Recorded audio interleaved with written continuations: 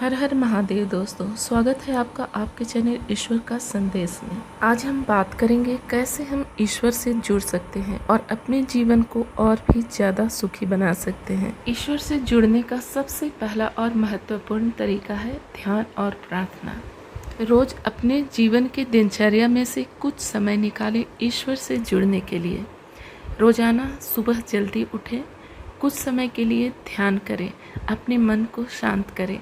इससे आपको आंतरिक शांति मिलेगी और ईश्वर से आपका संबंध मजबूत होगा। लगातार जब हम मंत्रों का जाप करते हैं, ध्यान करते हैं, ईश्वर का नाम लेते हैं, तो हमारा ऑरा चेंज होना शुरू हो जाता है, हमारी एनर्जी चेंज होने लग जाती है।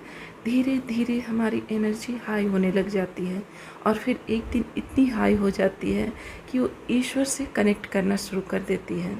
और इस तरीके से आप खुद महसूस करना शुरू करेंगे कि आप ईश्वर से कनेक्ट होना शुरू कर दिए हैं। धीरे धीरे आपके अंदर बदलाव आना शुरू हो जाएगा। आपको खुद ही महसूस होगा, आपके अंतर आत्मा, अंतर मन को ये महसूस होगा जब आप ईश्वर से जुड़ना शुरू हो जाएंगे। और दूसरी बात, ईश्वर से जुड़ने के लिए सिर्फ ध्यान और मंत्र की ही ज़रूरत नहीं पड़ती है। ईश्वर से जुड़ने का एक और भी तरीका है और वो तरीका है सेवा और परोपकार की भावना होना। जब हम निस्वार्थ भाव से दूसरों की सेवा करते हैं, दूसरों के सुख दुख में मदद करते हैं, तो इससे हमें आत्मिक संतुष्टि मिलती है। ईश्वर के प्रति हमारी आस्था बढ़ती है। ईश्वर हमारे इन कार्यों से प्रसन्न होते हैं और उनसे जुड़ने का हमें मौका मिलता है। इसके अलावा हमें पवित्र ग्रंथों का भी अध्ययन करना चाहिए। पवित्र ग्रंथों का अध्ययन करने से हमें जीवन जीने की प्रेरणा मिलती है। कैसे जीना है, जीवन तो हम सभी जीते हैं, लेकिन इसी तरीके से कैसे जीना है ये हमें समझाता है हमारे ग्रंथ। भागवत गीता, रामायण, बाइबल, कुरान आदि ग्रंथों का अध्ययन करें और उनसे प्रेरणा प्राप्त करें।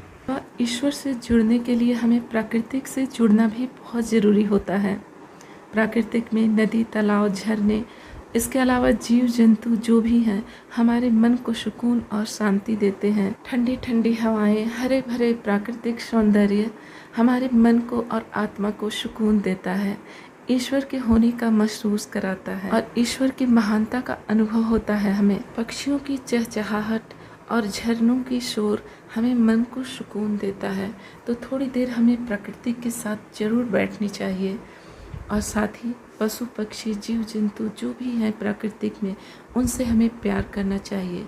जहाँ तक हो सके हमें मदद करना चाहिए। इससे ईश्वर प्रसन्न होते हैं।